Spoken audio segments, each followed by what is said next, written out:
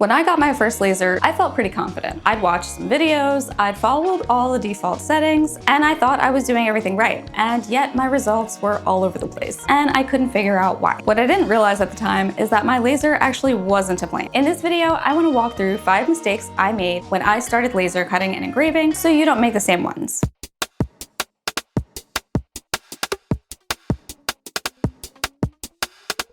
Hey, and welcome to my channel. I'm Lena and I share DIY tutorials and tips to help you level up your projects. Now, learning a new skill and tool naturally comes with a learning curve, and it usually flattens out the longer we stick with it. But if we unknowingly pick up bad habits along the way, it'll make the process significantly more difficult. How do I know this? Because that's what I did. When I started my laser journey, I was making a handful of not so great decisions based on some pretty bad habits that I had formed early. And with that, it prolonged my learning and made things way harder than they had to be. And not only that, but it resulted in a waste of time, materials, and money. So without further ado, here are the 5 mistakes that I made with my laser so you can avoid them at all costs. I thought similar materials cut and engraved the same. When I started out, I assumed that if a material had the same name or it came from the same tree, that it would behave the same in a laser. My laser came with a stack of materials to test. So when I used them all up, I ran to my local big box store and picked up as many cheap plywood sheets as I could. And it was only then did I figure out that, that wasn't the best idea. So what happened? Inconsistencies. Sometimes it would cut through, other times my edges would be burnt, and oftentimes it would just not cut through at all. I kept thinking it was my laser and it just couldn't handle it. What I did learn was that materials are not standardized across the board.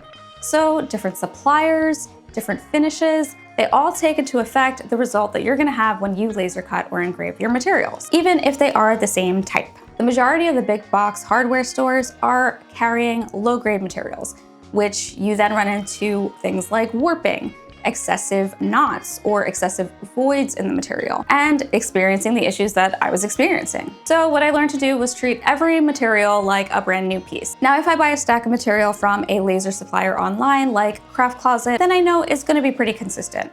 But if I go to Home Depot or Lowe's, or you get it, and I purchase a sheet of material, I cannot guarantee that the sheet right next to it will function the same. And even more so, I definitely can't trust that that sheet will be the same 2 months later. Mistake number 2. I assumed that more power meant better results. This one feels obviously wrong now, but when I was experiencing all those laser cutting inconsistencies, my solution to everything was more power. What went wrong? More power gave me more burning, charring, and messier edges, which I then had to clean, which meant more time. Power by itself does not mean a clean cut. Power combined with speed, focus, multiple passes if necessary, and air assist all together are what matters. The tricky part is finding the perfect combo for your project. So what do I do now? Instead of cranking the power all the way up and overworking my laser and torching every project that I make, I've learned to balance these settings correctly and aim for clean results, not guaranteed results. Just because it cuts doesn't make it good. I talk a bit more about these individual settings and how they work together in a free mini laser course, which is a short email series that you can find linked below. Mistake number 3. I skipped laser test grids to save material. I avoided test grids because I thought that they were wasteful, and I didn't want to burn through very costly materials, creating test scrap pieces instead of using the full piece for my projects. Ironically, skipping the process of creating test grids caused me to waste way more material trying to either fix bad cuts and engraves or redoing full projects entirely, when I could have just reserved a small portion of it for a test. A big lesson I learned. Test grids don't actually waste material. Who would have thought? They actually save you more time in the future when you reuse the same material and protect you from using the wrong settings, which can save you a lot of money down the line. So what I do now is I always create a small test first, even if I don't create a full test grid. I'm comfortable enough with my machines now that I know the sweet spots for materials that I commonly use. So I figure out where that baseline is and I start there, but I'll often create a full test grid when I'm either using a brand new material that I haven't tried before, or if I know the settings on one machine and I'm switching to another machine. Big mistake number 4. I didn't document my settings. Early in my laser journey, I started, but then I was like, I've got this. I don't need to do this.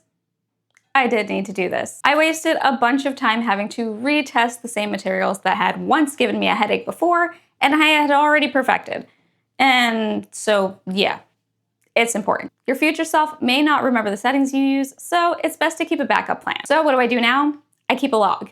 I'll write where I source the material from, the type, the thickness, power, speed, anything that helps me to get the same result again in the future. If you use xtool products, xtool Studio is an easy way to do this by adding your own material settings for later in the material library. Or you could do it the old-fashioned way with pen and paper and keep a log. I also have a free printable log if you want to go that route, linked below.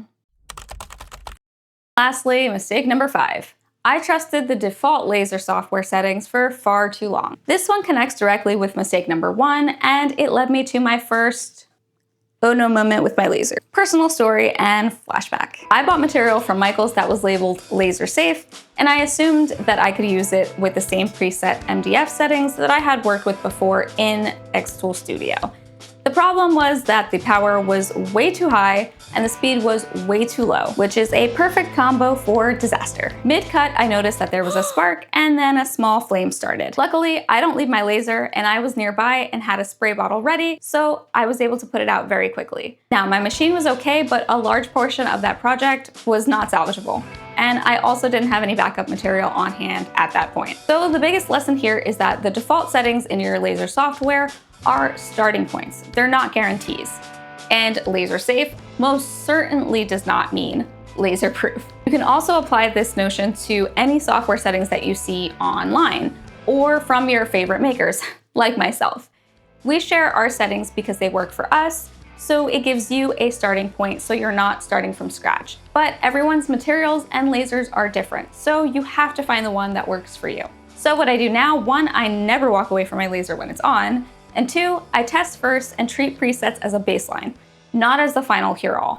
Looking back on these mistakes, they were assumptions that I made about trusting defaults and skipping steps where I thought I'd be saving time and money, which wasn't true. Once I started to slow down and focused on understanding my laser more, instead of just trying to batch out projects quickly so I could sell them, I began building better habits and my laser stopped feeling like a puzzle that I had to solve every time I touched it, and it's now my reliable tool for making and creating.